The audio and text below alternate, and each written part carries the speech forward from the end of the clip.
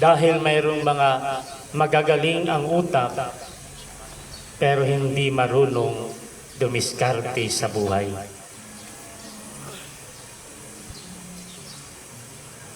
Ang dumiskarte sa buhay kasama ang kasipagan. Ang kasipagan ay susi ng malawak na tagumpay. At maaring matatapos tayo ngayon sa school na ito, pero ito ang simula ng mas malawak na usapin sa buhay. Huwag mong sabihin ngayon, graduate naman ko, tapos na ko sa senior high, pwede na. Pwede na. Ang bilis bumigay. Baba agad ang bandera. Yan tuloy. Agang-aga. Bata pa lang, nagiging tatay na. Mga babae dyan, hindi marunong mag-antay.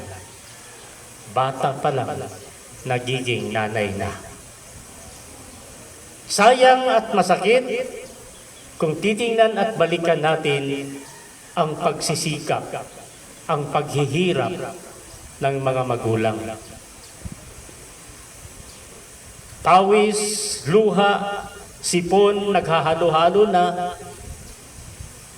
alang-alang sa kanyang anak na ang akala niya seryoso sa pag-aaral. Doon pala, seryoso sa kanyang nagustuhan. Kanyang nagustuhan nang akala niya ito na ang magandang buhay.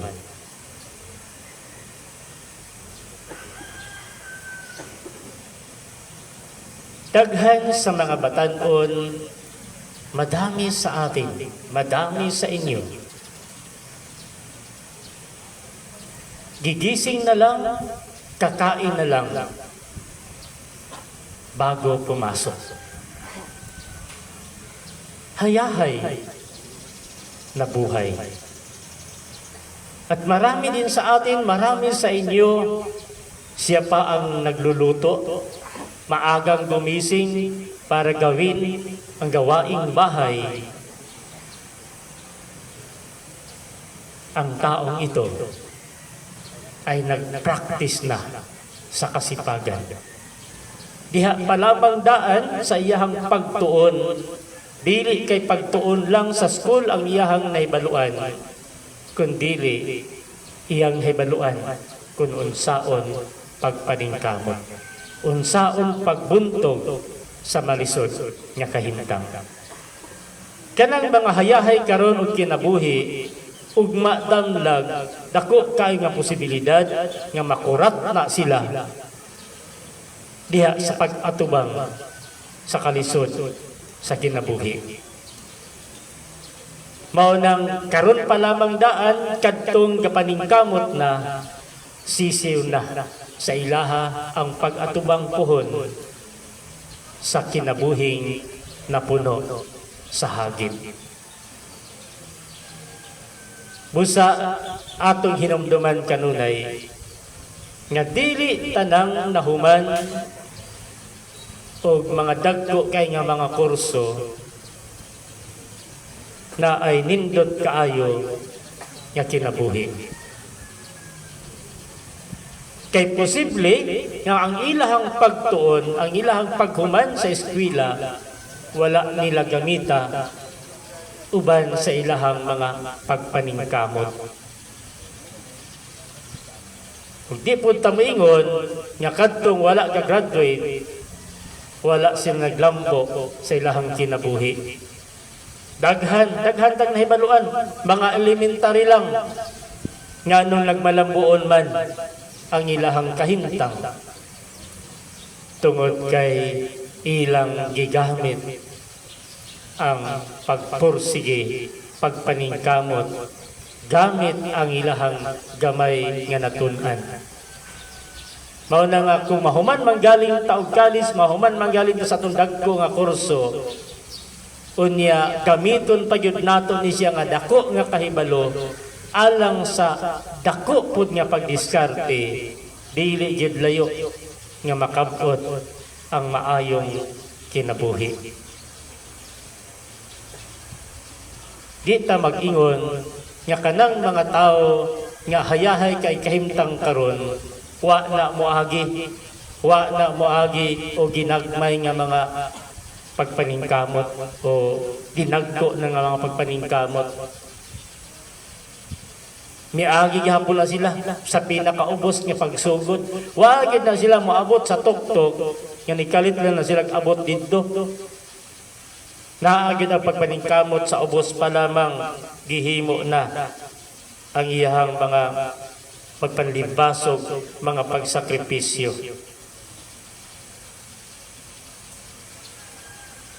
Mao nang karon pa lamang daan ato na yung sabton ang kahintang sa mga tao nga nagpaluyo kanato. Marami sa ating mga magulang na ngayon ay nagsumikap laban sa kahirapan dahil ayaw nila, marami sa mga magulang na ayaw nila na maranasan ninyo nga mga anak ang hirap na kanilang hinaharap ngayon.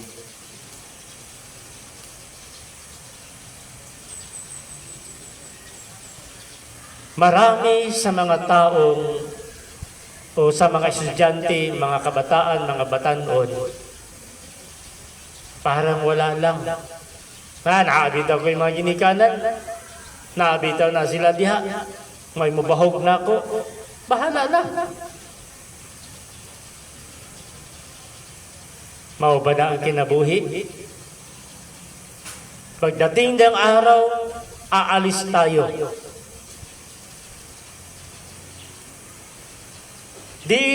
Hindi habang buhay, umaasa tayo sa ating mga magulang. Darating ang panahon, wala nang magagawa ang ating mga magulang. At kahit may kaya pa ang mga magulang, kung ikaw ay tapos na, huwag mong sabihin, okay na. Dahil mayroon pa rin tayong responsibilidad.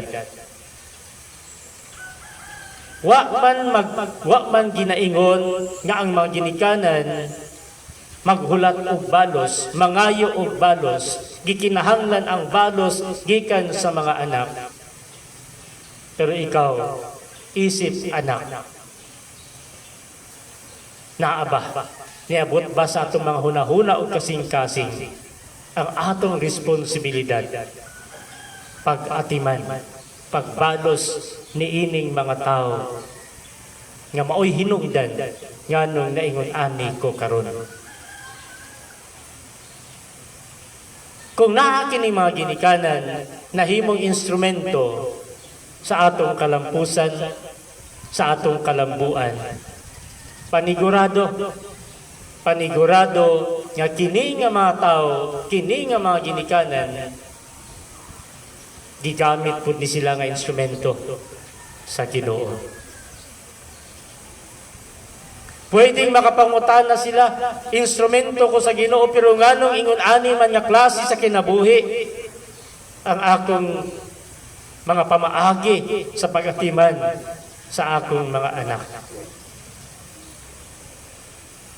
Kung atong tan-awon karon ang dakong kasaulugan sa simbahan, ang atong paghandom kang Maria,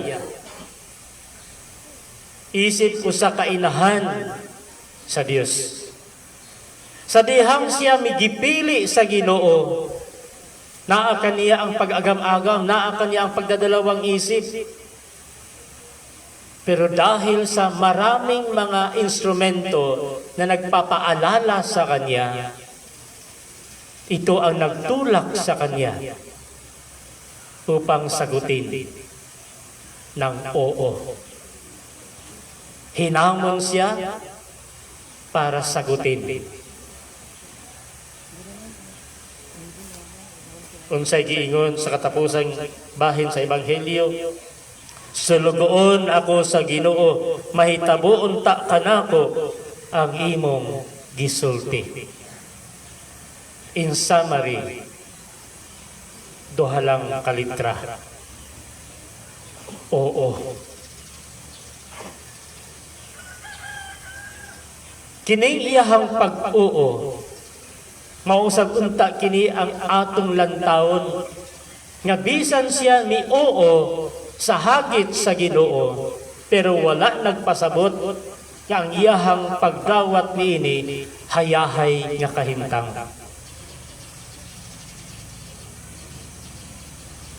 Posibleng ang atong pag-oo karon sa pagtuon daghan gitang maagian pa. Pag-oo, pagdawat nato niya ng dagko nga mga grado, usahay dagko kay tag mga ngisi, air to air ang atong mga ngisi sa kalipay. Pero kanang dako nga grado naa po diha ang dakong hagit para tumanon alang sa pagdawat sa maong responsibilidad. Dagko nga mga kalampusan, dagko nga mga nakabot, dagko sa kinisiya, kaakibat nga responsibilidad.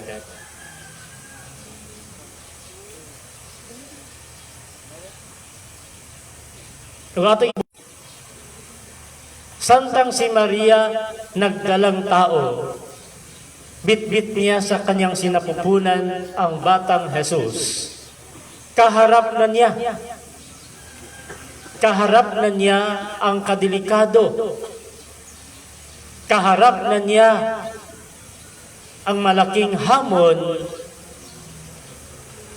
aron kining bata nga iyahang gidala mahimo gayud nga katumanan sa plano sa Ginoo. Kung kining ato mga bit-bit karon, bit-bit nga mga problema, usahay ang kasagaran mga problema sa mga batan-on, kabiguan, bigo sa pag-ibig, bigo sa pagmamahal,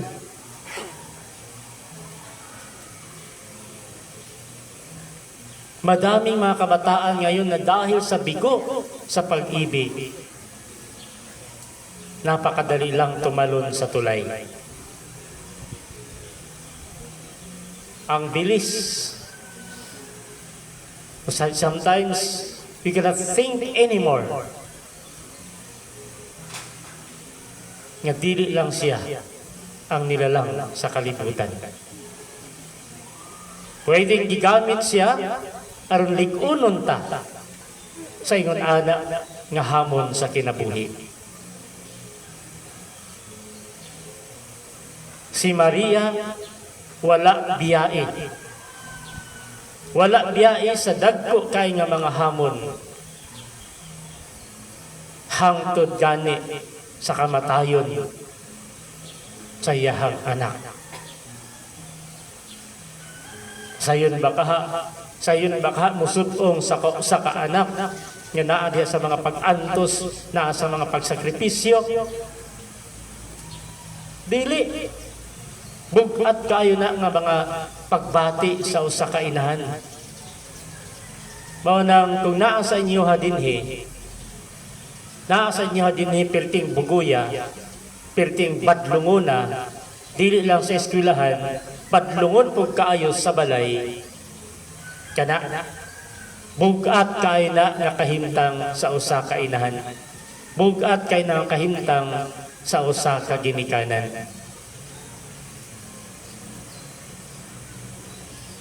Dili nato ikalimod nga bisag asa ta mo paingon naa kini siya nga mga kamatuoran. Bisag asa ta nga eskwelahan mo paingon, bisag pag private naa gyapon na diha mga badlungon.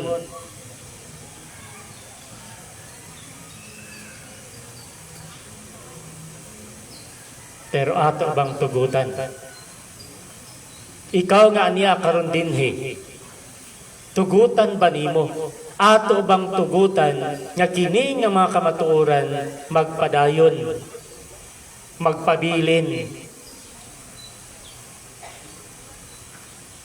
It is you who will decide. It's not them. It's not me. Pero ikaw mismo ang mo desisyon aron pilion ang unsay maayo.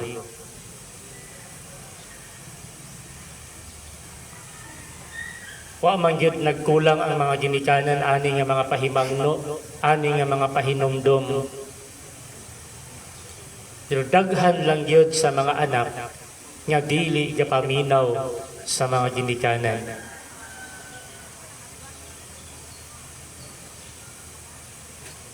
Abot kon naabay kakaibang feeling ang atong mabati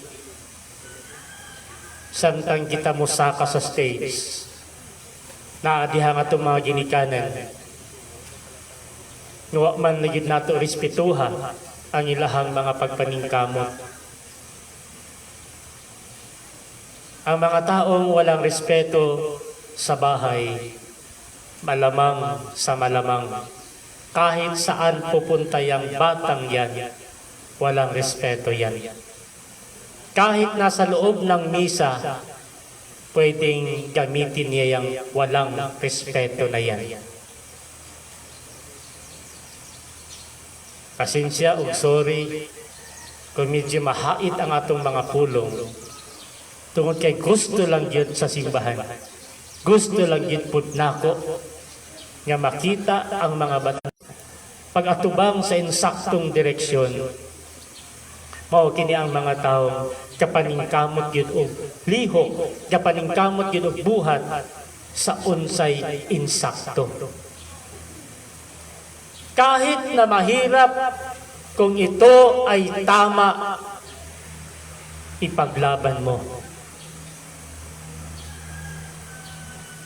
Hindi dahil easy lang sayon ra mao ni akong himuon. Kahit na mahirap, kung ito ay tama, kailangan gawin natin. It is when we're doing good things, good acts, diha punta kahimutan. Dili lang kay ato mga ginikanan ang mahimuot, dili lang kay ang mga teachers ang mahimuot, dili lang kay kaning akong tapat karon mahimuot, dili lang kay ang akong crush ang mahimuot, musamot siya og ka-crush. Ang naka-crush na ako mahimuot, musamot og ka in love. Pero unsao man nato, unsa may buhaton nga mahimot ang kaaya-aya. Mahimot ang kaaya-aya ang atong pagpaningkamot dili kay naa siya. Maghimo kog maayo nga butang dili kay aron mudako ang akong grado. Maghimo kog maayo nga mga butang kay kinipod ang iyang ikalipay. Ug kung siya malipayon diha kanato, it is then nga mahimo tang bulahan.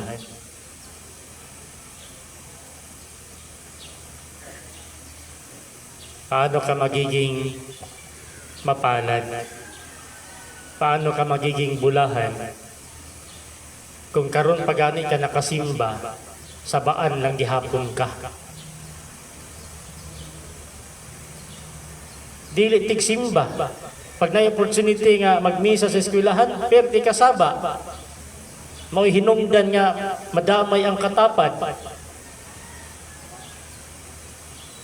Na si lihok-lihok, ituyok, di kapuyo, di kapaminaw. Taas-taason ginako niya akong istorya karon kay taking the opportunity. Kay kani mga dagwaya, di gini makita sa San Luis magsimba. Bipilara ka mga bata, batanon diha ang kasimba, kadaghan kay mga batanon din niyo. Pero ay naging makasimba in town. Ug mo iduolon, mo mag-organize ang eskwelahan. Ang simbahan every Sunday 8 o'clock naghulat. Pero tayo na hinihintay, iba pala ang ating hinihintay. Ang Diyos ay naghahabol sa atin para sa ating kabutihan.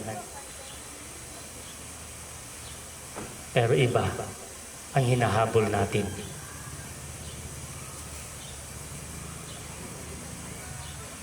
Usa ka padayon nga pagpahinumdum alang kanatong tanan.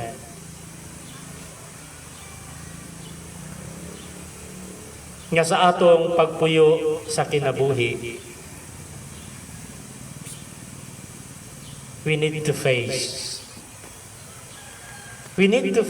the reality nga usahay mao kini sa atong pananaw, mao ni ang magpabagsak nako.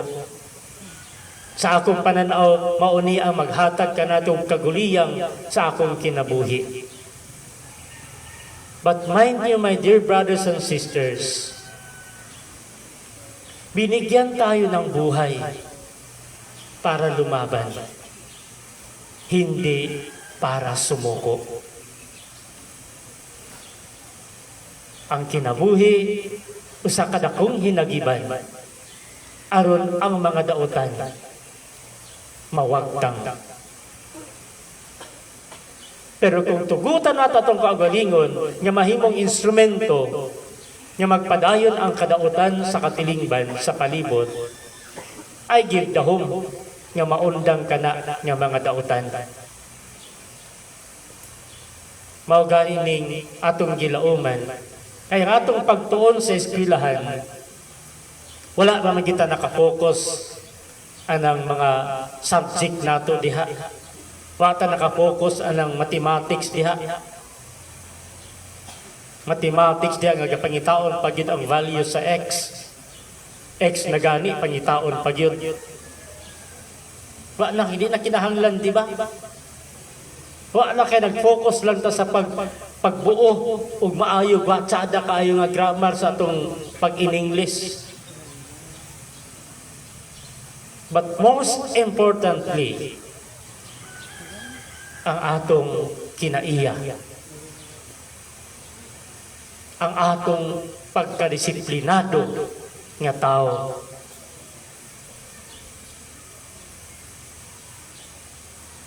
Sa giinom ko na kaganina, bisan pag okay ra, average ra ang atong grado. Kung napuno ka sa kamaayo, mag-unsa man ang kadaghan kaay sa award, dawat certificate with highest honor. Pamatasan, maayong kinaiya.